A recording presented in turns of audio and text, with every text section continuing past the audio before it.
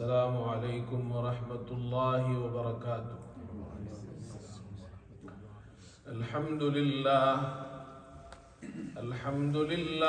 نحمده ونستعینه ونستغفره ونؤمن به ونتوکل علیہ ونعوذ باللہ من شرور انفسنا ومن سیئات اعمالنا من يهده الله فلا مضل له ومن يضلله فلا هادي له ونشهد ان لا اله الا الله وحده لا شريك له ونشهد أن سيدنا وحبيبنا ومولانا محمدا عبده ورسوله صلى الله تعالى على خير خلقه محمد وآله وأصحابه أجمعين. أما بعد فأعوذ بالله من الشيطان الرجيم. بسم الله الرحمن الرحيم. شهر رمضان الذي أنزل فيه القرآن هدى للناس وبينات من الهدى والفرقان فمن شهد منكم الشهر فليصم. صدق الله مولانا العظيم. بزرگان محترم اور برادران عزیز، رمضان کے اس مبارک مہینے کا آج پہلا جمعہ ہے۔ اللہ تعالیٰ کا ہم پر یہ عظیم احسان ہے کہ اللہ نے ہماری زندگیوں میں ایک بار پھر ہمیں رمضان کا مبارک مہینہ نصیب فرمایا۔ یہ مہینہ جس میں ہم مسلمان روزے رکھتے ہیں، تو رمضان سے پہلے روزوں کے حوالے سے آپ حضرات کے سامنے عرض کیا گیا تھا۔ آج ایک بات یہ عرض کرنی ہے، یہ جو روزے اللہ تعالیٰ نے فرض کیے ہیں یہ گزشتہ امتوں پر بھی فرض تھے۔ یا ایھا الذین آمنوا کتب علیکم الصیام کما کتب علی الذین من قبلکم۔ اے ایمان والو، تم پر روزے فرض کیے گئے جیسے تم سے پہلے گزشتہ امتوں پر فرض کیے گئے۔ اب اللہ تعالیٰ نے ایک بات تو یہ بیان فرمائی، روزے صرف تم پر فرض نہیں ہوئے، گزشتہ امتوں پر بھی فرض ہوئے۔ اس میں اللہ تعالیٰ مسلمانوں کی دل جوئی فرما رہے ہیں، اس لیے کہ ایک کام ایسا ہے جو باقی لوگ بھی کرتے ہیں، انہوں نے بھی کیا ہے، تو وہ کام کرنا آسان ہو جاتا ہے۔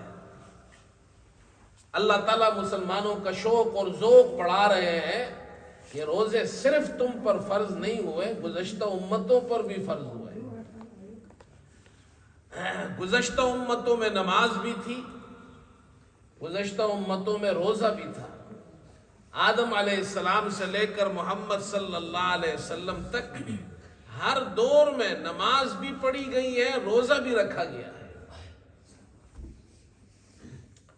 ہاں، شریعتوں میں ضروری نہیں ہے کہ روزے کا طریقہ اور احکام وہی ہو جو ہمارے یہاں ہے، ہماری شریعت میں ہے، فرق ہو سکتا ہے۔ نماز کے طریقے میں بھی فرق ہے، گزشتہ شریعت میں ضروری نہیں ایسے ہی طریقے کی نماز ہو جو ہم پڑھتے ہیں، اور اسی طرح روزہ ہو جو ہم رکھتے ہیں، شریعتوں میں فرق ہوتا ہے۔ لیکن اللہ تعالیٰ نے ان شریعتوں میں نماز بھی رکھی ہے، روزہ بھی رکھا ہے۔ یہ جو روزہ ہے، اس سے مقصد کیا ہے؟ یہ جو انسان ہے، انسان کا جو اللہ نے بدن بنایا ہے، انسان کا جو جسم بنایا ہے، یہ جو انسان ہے، اس انسان کے اندر ایک قوت ہے جس کو قوت بہیمی کہتے ہیں، اور وہ ایسی قوت ہے کہ اگر اس قوت کو دبایا نہ جائے تو یہ انسان جانور بن جاتا ہے، یہ اپنی خواہشات پوری کرنے کے لیے سب کچھ کرتا ہے، ہر قسم کے گناہ کرتا ہے۔ تو اس قوت کو کنٹرول کرنے کے لیے، اس کی اصلاح کے لیے، نفس کی اصلاح کے لیے اللہ تعالیٰ نے سال کے اندر 1 مہینے کے روزے کو فرض کر دیا ہے تاکہ انسان اپنے آپ کی اصلاح کرے، اپنے نفس کی اصلاح کرے۔ پھر دیکھیے، روزے سے مقصد کسی کو تکلیف دینا نہیں ہے۔ یرید اللہ بکم اليسر ولا یرید بکم العسر، اللہ تعالیٰ تمہارے لیے آسانی چاہتے ہیں۔ روزے کا حکم اس لیے نہیں دیا کہ اللہ تمہیں تکلیف میں ڈالنا چاہتے ہیں۔ اب روزے کو اللہ نے جو فرض کیا ہے تو سال میں 1 مہینہ فرض ہے۔ 1 مہینہ اتنا ٹائم ہے کہ اگر واقعی کوئی مسلمان 1 مہینہ پابندی سے روزہ رکھتا ہے تو اس کے بدن کی اصلاح ہو جاتی ہے، دھلائی ہو جاتی ہے، صفائی ہو جاتی ہے، وہ جو مقصد ہے وہ حاصل ہو جاتا ہے۔ 1 مہینے سے کم ہو، چند دن ہو تو وہ مقصد فوت ہو جائے گا، اس لیے 1 مہینے کا ٹائم رکھا ہے۔ پھر دیکھیے، روزے اللہ نے فرض کیے تو دن میں فرض کیے، رات کو نہیں کیے، اس لیے کہ تکلیف دینا مقصود نہیں ہے، مقصود تو اس کا تزکیہ ہے، اس کی اصلاح ہے۔ اس لیے کہ صبح صادق سے لے کر غروب آفتاب تک کھانے پینے اور جماع سے روک دیا۔ 24 گھنٹے کا روزہ نہیں ہوتا، تو پھر تکلیف میں آدمی اتنا کمزور ہو جائے گا تو عبادت بھی نہیں کر سکے گا۔ اس لیے اللہ نے ایسا ٹائم رکھا ہے جو اس کی طاقت کے اندر ہے، یہ برداشت کر سکتا ہے۔ 24 گھنٹے کا روزہ ہو تو پھر لوگوں نے روزے کی حالت ہی بگاڑ دی ہے۔ وہ کہتے ہیں جی، کچھ لوگ روزہ رکھتے ہیں، کہتے ہیں جی ہم فلاں چیز نہیں کھاتے ہیں، باقی چیز کھا سکتے ہیں، فلاں والی چیز نہیں کھاتے ہیں، فلاں چیز نہیں پیتے ہیں، پھر تو روزہ کیسے ہوا؟ ایک آدمی سے کہو جی میں صبح 1 گلاس پانی بھی پیوں گا، روٹی بھی کھاؤں گا، دوپہر کو چائے بھی پیوں گا، شام کو پھر جناب کیا ہے تھوڑا سا کچھ کیک بھی کھا لوں گا، لیکن میں فلاں چیز نہیں کھا، ایسا روزہ تو نہیں ہوتا۔ ایسا روزہ تو ہر آدمی رکھ سکتا ہے، پورے سال رکھ سکتا ہے۔ روزہ تو یہ کھانے پینے خواہش سے اپنے آپ کو دور رکھتا ہے، ایک ٹائم کے لیے صبح صادق سے لے کر غروب آفتاب تک اب کچھ بھی نہیں کھاتا، کچھ بھی نہیں پیتا ہے، اس کا نام ہے روزہ۔ تو اللہ تعالیٰ نے ہمیں ایسا روزہ عطا کیا ہے جو مسلمان رکھ بھی سکتا ہے، اور اس کو تکلیف دینا بھی مقصود نہیں ہے، مقصد یہ اس کی اصلاح ہو جائے۔ اور پھر اللہ تعالیٰ خود فرما رہے لعلکم تتقون، مفسرین فرماتے تتقون المعاصی۔ یہ مقصد کیا ہے روزے کا؟ روزے کا مقصد یہ ہے کہ مسلمان روزہ اس لیے رکھتا ہے تاکہ وہ گناہوں سے اپنے آپ کو دور رکھے، گناہوں سے اپنے آپ کو بچائے، اس کے اندر ایسی طاقت پیدا ہو جائے، ایسی خاصیت پیدا ہو جائے۔ رمضان گزر گیا ہے، اب وہ گناہوں کے قریب نہیں ہوتا، رمضان کے مہینے میں حلال نہیں کھاتا تھا، حلال پانی کے قریب نہیں گیا، حلال بیوی کے قریب نہیں گیا۔ یہ ٹریننگ جو اللہ تعالیٰ کرا رہے ہیں، اس ٹریننگ کا مقصد یہ ہے کہ پورا 1 مہینہ تم حلال کے قریب نہیں گئے، مقصد یہ ہے کہ زندگی میں اپنے آپ کو حرام سے دور رکھنا، یہ ہے مقصد۔ رمضان ختم ہو گیا، اب وہ حرام کے قریب نہیں جاتا، روزے دار ہے، ٹریننگ ہو گئی، کیسے ہو سکتا ہے رمضان ختم ہو گیا پھر حرام میں لگ گیا؟ اب وہ نہ حرام کھائے گا، نہ حرام پیے گا، نہ حرام کمائے گا، نہ حرام کاروبار کرے گا، وہ اپنے آپ کو حرام سے، وہ اپنے آپ کو زنا سے بھی دور رکھے گا، اپنے آپ کو شراب سے بھی دور رکھے گا، وہ اپنے آپ کو جوئے سے بھی دور رکھے گا، وہ اپنے آپ کو سود سے، انٹرسٹ سے بھی دور رکھے گا۔ یہ ہے روزے کا رزلٹ، روزے کا رزلٹ یہ ہے، رمضان ختم ہو اب وہ حرام کے قریب نہیں جاتا. لعلکم تتقون، یہ تقوی کیا چیز ہے بھائی؟ یہ ہم کہتے ہیں نا تتقون، ترجمہ کیا کرتے ہیں؟ لعلکم تتقون، تاکہ تم متقی بن جاؤ، تاکہ تم پرہیزگار بن جاؤ. لعلکم تتقون، تاکہ تم گناہوں سے بچو. لعلکم تتقون المعاصی. تقوی کیا چیز ہے؟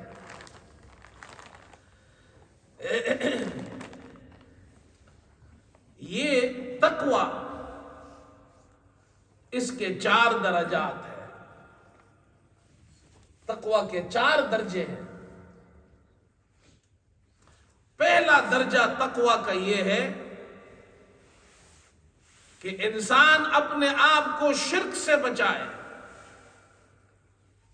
تقوی کے لیے ضروری ہے کہ موحد ہو، مشرک نہ ہو. مشرک آدمی متقی نہیں ہو سکتا. متقی کے لیے پہلا درجہ تقوی کا یہ ہے وہ غیر اللہ سے مانگتا نہیں ہے، غیر اللہ کو پکارتا نہیں ہے، غیر اللہ کے در پہ جھکتا نہیں ہے، وہ اللہ پر یقین رکھتا ہے، اللہ کے ساتھ کسی کو شریک نہیں کرتا. یہ متقی ہے. دوسرا درجہ کبیرہ گناہوں سے اپنے آپ کو بچاتا ہے. یہ تقوی کا دوسرا درجہ ہے، دوسرا لیول ہے. گناہوں کے قریب نہیں جاتا، کبیرہ گناہ نہیں کرتا، کسی کو ناحق قتل نہیں کرتا، چوری نہیں کرتا، زنا نہیں کرتا، ڈاکہ نہیں ڈالتا ہے، سود نہیں کھاتا ہے، سود دیتا نہیں ہے، غیبت نہیں کرتا، حرام کاروبار نہیں کرتا. یہ ہے متقی. ہمارے لوگوں نے یہ سمجھا ہوا ہے جو زیادہ نمازیں پڑھتا ہے وہ متقی ہے، جو ہر سال حج پہ جاتا ہے وہ متقی ہے. یاد رکھو، نماز پڑھنے والا نمازی ہے، حج کرنے والا حاجی ہے. متقی اس کو کہتے ہیں جو کبیرہ گناہوں سے اپنے آپ کو بچائے، چاہے ہر سال حج پہ نہ جاتا ہو، زندگی میں ایک حج کر لیا بس، ہر سال عمرے پہ نہیں جاتا، لیکن شراب سے، حرام سے، زنا سے، سود سے، جوئے سے اپنے آپ کو دور رکھتا ہے، غیبت نہیں کرتا، حسد نہیں کرتا، بغض نہیں کرتا ہے، چوری نہیں کرتا ہے، کرپشن نہیں کرتا ہے، ملاوٹ نہیں کرتا ہے. یہ صاحب متقی ہے. تیسرا درجہ، اب تھوڑا سا لیول اور بڑھ گیا تقوی کا. پہلا درجہ یہ شرک نہیں کرتا، دوسرا درجہ کبیرہ گناہ نہیں کرتا، تیسرا درجہ تقوی کا یہ صغیرہ گناہوں سے بھی اپنے آپ کو بچاتا ہے. صغیرہ گناہ بھی نہیں کرتا، چھوٹے گناہ بھی نہیں کرتا ہے. اور چوتھا درجہ، اچھا یہ صغیرہ گناہ کیا ہے؟ وہ چیزیں جو مکروہ ہے اس سے اپنے آپ کو دور رکھتا ہے. صغیرہ گناہ ہے، چھوٹے گناہ. مثال کے طور پر ابھی جمعے کا دن ہے، جمعے کے دن حکم یہ ہے اذان ہو جائے اب کاروبار کرنا منع ہے، خرید و فروخت منع ہے.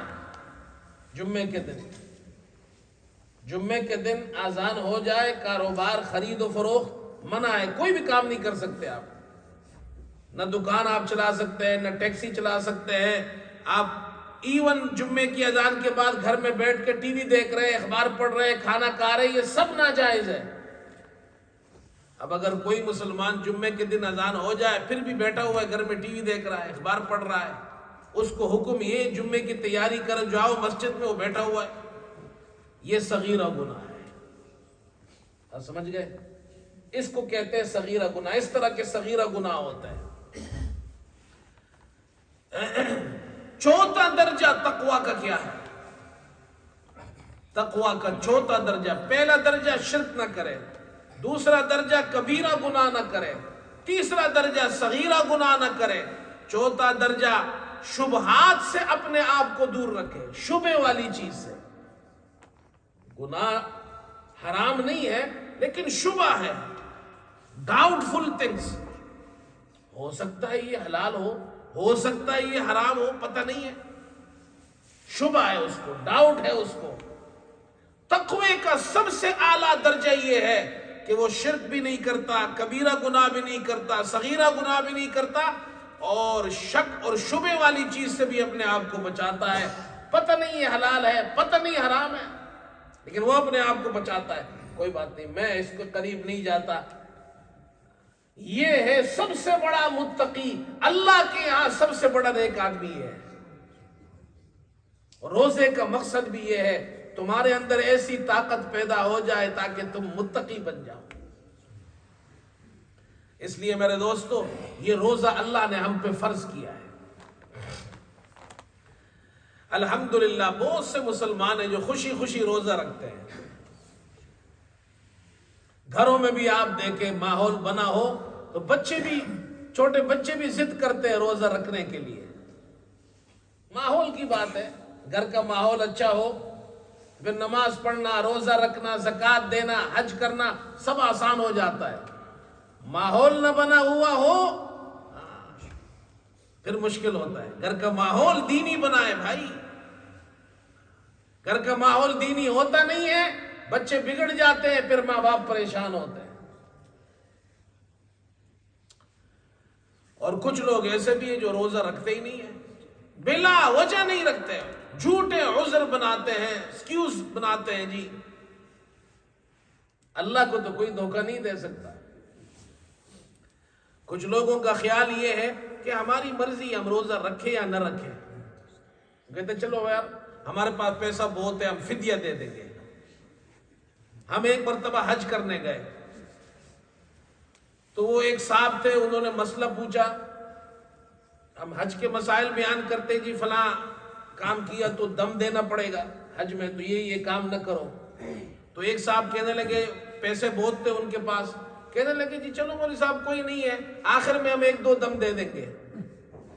میں نے کہا اس کا کیا مطلب ہے؟ یعنی مطلب یہ ہے کہ مجھے کوئی پرواہ نہیں ہے، جیسا بھی حج ہو، بس غلطی ہو گئی تو آخر میں دم دے دوں گا۔ یہ بھی کوئی طریقہ ہے؟ ایک آدمی نماز پڑھ رہا ہے، کہتے کوئی بات نہیں، جیسے بھی نماز ہو آخر میں سجدہ سہو کر لوں گا۔ یہ دین اتنا جناب کیا ہے، اس کی ویلیو ہمارے یہاں ہے کہ کوئی پرواہ نہ کرے۔ تو کچھ لوگوں کا خیال یہ ہے ہماری مرضی ہے، ہم چاہے روزہ رکھیں چاہے روزہ نہ رکھیں، فدیہ دے دیں۔ آپ کی مرضی نہیں ہے، یہ یاد رکھو۔ کچھ لوگ کہتے ہیں، آتے ہیں مسئلہ پوچھتے ہیں، کہتے ہیں مولوی صاحب میں اس سال روزہ نہیں رکھ رہا، میں فدیہ کتنا دوں؟ بھائی تمہاری مرضی کہاں سے آ گئی میں نہیں رکھ رہا روزہ؟ یہ حکم شروع میں تھا، جب اللہ نے روزہ فرض کیا، ابتدا میں اللہ نے یہ چوائس دی تھی۔ نیا نیا روزہ فرض ہوا تھا، ابتدا میں یہ چوائس تھی، وَعَلَى الَّذِينَ يُطِيقُونَهُ فِدْيَةٌ طَعَامُ مِسْكِينٍ۔ اس وقت حکم تھا، چوائس ہے، چلو نہیں رکھتے ہو تو مسکین کو کھانا کھلاؤ، فدیہ دے دو۔ بعد میں پھر اللہ نے دوسری آیت نازل کی، امام بخاری رحمت اللہ علیہ یہ مستقل باب لائے ہیں اس پر۔ عبداللہ ابن عمر، سلمہ ابن اکوع رضی اللہ عنہما، دونوں صحابی ہیں، دونوں سے وہ یہ روایت لائے ہیں۔ وہ فرماتے ہیں جب یہ آیت نازل ہوئی بعد والی، شہر رمضان الذی انزل فیہ القرآن ھدی للناس وبینات من الھدی والفرقان فمن شہد منکم الشہر فلیصم، جو رمضان کا مہینہ پالے اب وہ روزہ رکھے۔ جب یہ آیت نازل ہوئی، وہ فدیہ دینے والی آیت منسوخ ہو گئی، یعنی جو صحت مند ہے اب وہ فدیہ نہیں دے سکتے، ان کو روزہ رکھنا پڑے گا۔ ہاں جو بیمار ہیں، اتنے بیمار ہیں کہ روزہ رکھ نہیں سکتے، اتنے بوڑھے ہو گئے ہیں کہ اب ان میں روزہ رکھنے کی طاقت نہیں ہے، ان کے لیے فدیے کا حکم باقی ہے۔ آپ کی مرضی نہیں ہے، میری مرضی نہیں ہے، اللہ کی مرضی ہے، روزہ رکھنا پڑے گا۔ اب کچھ لوگ عذر بناتے ہیں، یہ روزہ نہیں رکھا، کیوں نہیں رکھا؟ جی رات لیٹ ہو گیا تھا، سحری میں نہیں اٹھ سکا۔ یہ بھی کوئی عذر ہے؟ یہ جو افطاری میں ہم اتنا ڈبل کھا لیتے ہیں، اتنا کھا لیتے ہیں، جو ہم رات کو تباہی مچاتے ہیں نا، وہ تو 2 دن کے لیے کافی ہوتا ہے، 2 دن بھی نہ کھائے تو کچھ نہیں ہوگا۔ جو پکوڑے، سموسے اور جناب دنیا جہاں کی چیزیں ہم کھاتے ہیں افطاری میں، پھر بھی کوئی کہے جی میں سحری میں نہیں کھایا، یہ عذر اللہ کے یہاں چلے گا؟ کچھ لوگ کہتے ہیں جی تھوڑا سا نزلہ آ گیا، تھوڑا سا زکام آ گیا، معمولی سی جناب کیا ہے ایک چھینک آ گئی ہے، وہ کہتے ہیں میں روزہ نہیں رکھتا، طبیعت خراب ہے۔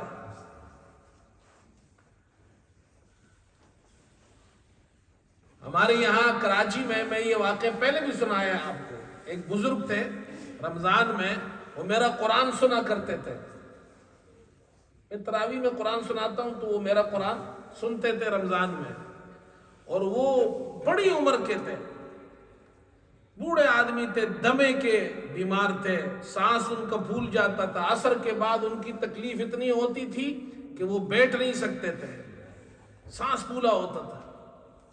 تو ایک دن میں نے ان سے کہا کہ آپ کو اتنی تکلیف ہے، آپ روزہ رکھتے کیوں ہیں؟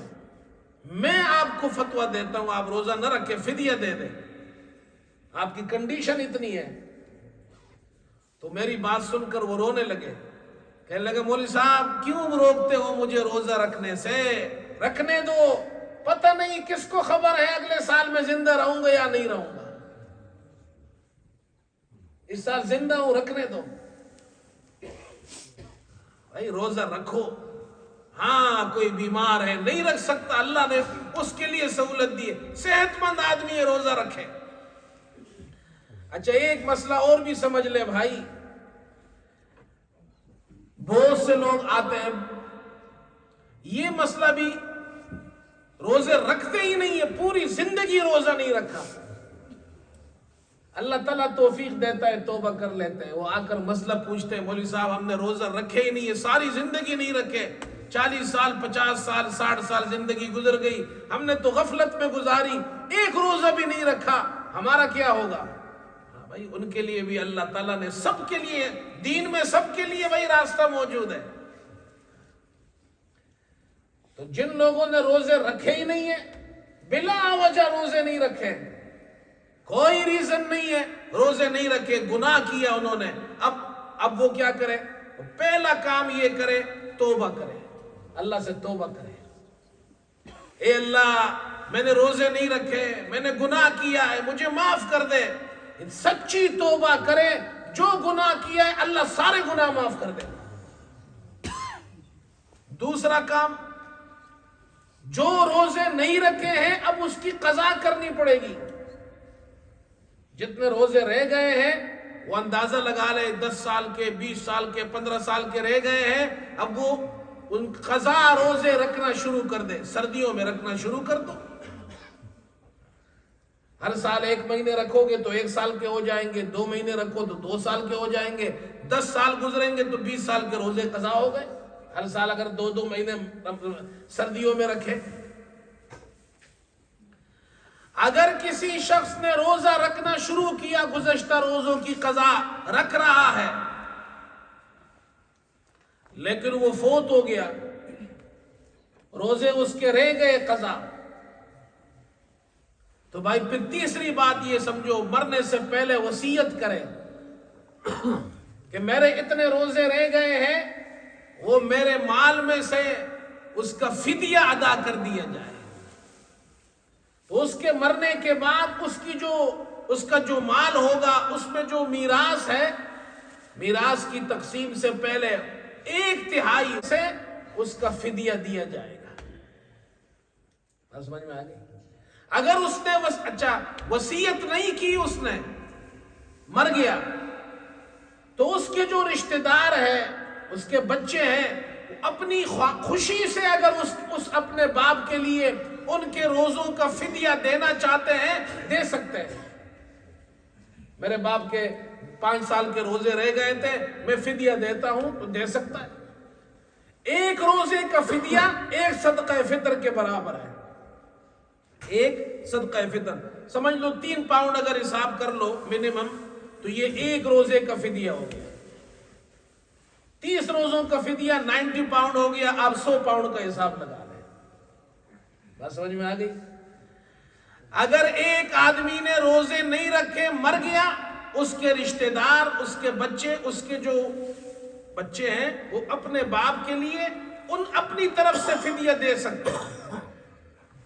بات سمجھ میں آئی؟ اسی طرح ایک مسئلہ یہ بھی سمجھ لیں، کیا لوگ یہ پوچھتے ہیں بعض لوگ، کیا مولوی صاحب ہمارے ابا جان نے روزے نہیں رکھے تھے، کیا ہم ان کی طرف سے روزے رکھ سکتے ہیں؟ ہم ان کی طرف سے روزہ رکھ سکتے ہیں؟ یہ مسئلہ بھی لوگ پوچھتے ہیں، کہتے جی باپ مر گیا ہے، اس پر حج فرض تھا، باپ نے حج نہیں کیا تھا، ہم حج تو کر سکتے ہیں باپ کی طرف سے، تو باپ نے اگر روزے نہیں رکھے ہو کیا ہم ان کی طرف سے روزے رکھ سکتے ہیں؟ تو یاد رکھو، اگر کوئی شخص فوت ہو گیا، اس پر روزے فرض تھے، اس نے نہیں رکھے، اس کے بچے اس کی طرف سے روزہ رکھ نہیں سکتے، فدیہ دے سکتے ہیں۔ ہاں بعض علماء کے نزدیک رکھ سکتے ہیں روزہ، امام احمد بن حنبل رحمۃ اللہ علیہ کے یہاں روزہ رکھ سکتے ہیں۔ اموات کی طرف سے کوئی فوت ہو گیا، باپ فوت ہو گیا، اماں فوت ہو گئی، روزے رہ گئے، وہ کہتے رکھ سکتے ہیں۔ امام بخاری کا مسلک بھی ہے، امام احمد کا مسلک بھی ہے۔ وہ فرماتے ہیں، حضرت عائشہ رضی اللہ تعالی عنہ کی حدیث ہے، وہ فرماتی ہیں حضرت صلی اللہ علیہ وسلم نے ارشاد فرمایا کہ ایک آدمی فوت ہو گیا، اس پر روزے باقی تھے، صام عنہ ولی، اس کا ولی اس کی طرف سے روزے رکھے گا۔ پھر اب دوسری حدیث بخاری میں عبداللہ ابن عباس رضی اللہ عنہما فرماتے ہیں، ایک آدمی حضور صلی اللہ علیہ وسلم کے پاس آیا اور عرض کی میری اماں فوت ہو گئی، اس پر رمضان کے 1 مہینے کے روزے رہ گئے تھے، کیا میں ان کی طرف سے روزہ رکھ سکتا ہوں؟ آپ نے فرمایا ہاں، اللہ کا قرض زیادہ حقدار ہے اس کا کہ اس کو ادا کیا جائے، لہذا تم رکھ سکتے ہو۔ یہ امام بخاری کہتے ہیں رکھ سکتے ہیں، امام احمد کہتے ہیں رکھ سکتے ہیں، لیکن جمہور علماء، امت کے میجورٹی جو علماء ہے، امام ابو حنیفہ، امام شافعی، امام مالک، باقی جتنے علماء، جمہور علماء وہ کہتے ہیں نہیں، میت کی طرف سے کوئی روزہ رکھ نہیں سکتا ہے، ہاں فدیہ دے سکتے ہیں آپ اس کے روزے کا، اس کے رشتہ دار۔ ان کی دلیل کیا ہے؟ وہ کہتے ہیں نسائی میں روایت ہے، عبداللہ ابن عباس فرماتے ہیں حضرت صلی اللہ علیہ وسلم نے فرمایا لا یصلی احد عن احد ولا یصوم احد عن احد، ایک آدمی دوسری کی طرف سے نماز بھی نہیں پڑھ سکتا ہے اور دوسری کی طرف سے روزہ بھی نہیں رکھ سکتا۔ بس سمجھ میں آ گئی؟ اسی طرح حضرت عائشہ رضی اللہ عنہ کی روایت ہے تحاوی میں، ان کے پاس ایک عورت آئی، کہا اماں جان کے روزے رہ گئے 1 مہینے کے، فوت ہو گئی، میں روزہ رکھ سکتی ہوں؟ حضرت عائشہ رضی اللہ عنہ نے فرمایا نہیں رکھ سکتی۔ اب دیکھو حضرت عائشہ رضی اللہ عنہ فتویٰ دے رہی ہے میت کے طرف سے، اپنی اماں جو فوت ہو گئی ہے تم اس کی طرف سے روزے نہیں رکھ سکتی۔ بخاری میں حضرت عائشہ رضی اللہ عنہ روایت لے کر آئی ہے، حضور صلی اللہ علیہ وسلم نے فرمایا کہ اس کا ولی میت کی طرف سے روزہ رکھ سکتا ہے۔ حضرت عائشہ رضی اللہ عنہ اپنی روایت کے خلاف فتویٰ دے رہی ہے۔ بات سمجھ میں آ رہی ہے؟ روایت تو لے کر آئی ہے لیکن اس کے خلاف فتویٰ دے رہی ہے۔ علماء محدثین کے یہاں یہ اصول ہے کہ اگر راوی اپنی روایت کے خلاف فتویٰ دے دے، اس کا مطلب یہ ہے پہلی والی روایت منسوخ ہو گئی ہے، وہ حکم اب نہیں ہے، وہ حکم اب نہیں ہے، وہ پہلے تھا، اب بعد میں وہ حکم ختم ہو گیا۔ علامہ انور شاہ کشمیری رحمت اللہ علیہ فرماتے ہیں جن حدیثوں میں میت کی طرف سے روزہ رکھنے کا حکم ہے، اس کا مطلب یہ نہیں ہے کہ روزہ رکھنے سے ان کا روزہ ادا ہو جائے گا۔ کوئی شخص فوت ہو گیا اور اس کے روزے رہ گئے ہیں، آپ اس کی طرف سے فدیہ دے سکتے ہیں۔ ہاں جو حدیث میں ہے کہ روزہ رکھو، اس کا مطلب ہے کہ ان کے لیے روزہ رکھ کر ایصال ثواب کرو۔ جیسے تم قرآن پڑھ کر میت کے لیے ایصال ثواب کرتے ہو تو نفلی روزہ رکھ کر ان کے لیے ایصال ثواب کر دو، نفلی نماز پڑھ کر ان کے لیے ایصال ثواب کر دو۔ یہ جو حدیثوں میں میت کے لیے روزہ رکھنے کا حکم آیا ہے، اس کا معنی ہے ان کے لیے ایصال ثواب کر سکتے ہو نفلی روزے رکھ کر۔ فرض روزہ آپ کسی کے لیے نہیں رکھ سکتے، فرض نماز آپ کسی کے لیے نہیں پڑھ سکتے۔ اب اس بات سمجھ میں آ گئی؟ تو یہ چند باتیں تھی جو روزے کے حوالے سے عرض کر دی۔ اللہ تعالیٰ ہم سب کو عمل کی توفیق عطا فرمائے۔ وآخر دعوانا الحمدللہ رب